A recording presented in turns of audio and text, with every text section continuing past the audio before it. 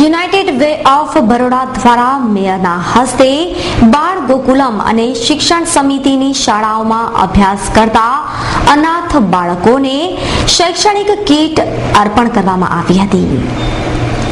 ગદાપુરા ખાતે આવેલ DC Patel lions community hall ખાતે યુનાઇટેડ વે ઓફ બરોડાની રજત જયંતિ પૂર્વે મેયર ડોક્ટર જ્યોતિબેન પંડ્યા, અધ્યક્ષ અમિત ગોરડિયા, શાસનાધિકારી રોહિણી પંડ્યા અને અતુલ અમીરની ઉપસ્થિતિમાં બાળ ગોકુલમમાં રહી અભ્યાસ કરતા તેમજ શિક્ષણ સમિતિની શાળામાં અભ્યાસ કરતા ગરીબ અને અનાથ બાળકોને એજ્યુકેશન કીટ અર્પણ કરવામાં આવી હતી. આ પ્રસંગે વિદ્યાર્થીઓએ પ્રાર્થના ગીત સહિત દેશભક્તિના ગીતો પર ડાન્સ કરી ઉપસ્થિતોને મંત્રમુગ્ધ કર્યા હતા.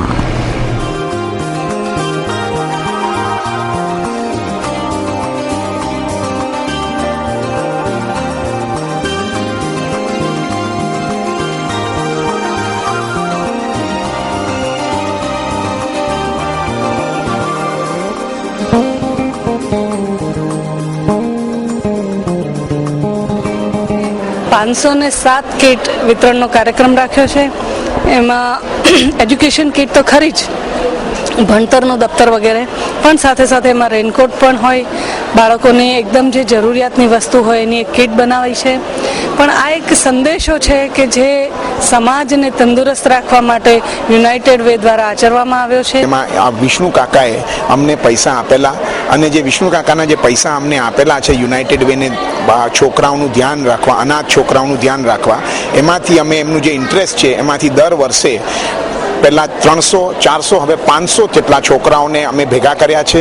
એટલે અમે સ્કૂલોમાંથી, બાલ ગોકુલમ જેવી એસોસિએશનમાંથી, એનજીઓમાંથી એમનું ધ્યાન રાખીએ છીએ અને એ લોકોને એની જિંદગી સારી જાય એના માટે એનું નોટ જસ્ટ યુનિફોર્મ ચોપડીઓ, પણ મેયરશ્રીએ કીધું એમ રેનકોટ, એમના માટે બૂટ અને એમને માટે જે રક્ષાબંધન હોય કે બીજા બધા એવા તહેવારો હોય ત્યારે એમનું ધ્યાન રાખીએ છીએ. એમને લાગે કે એ બી આપણી સાથે જ બરોડામાં એક જ છે. યોગીની વાસંતી દેવી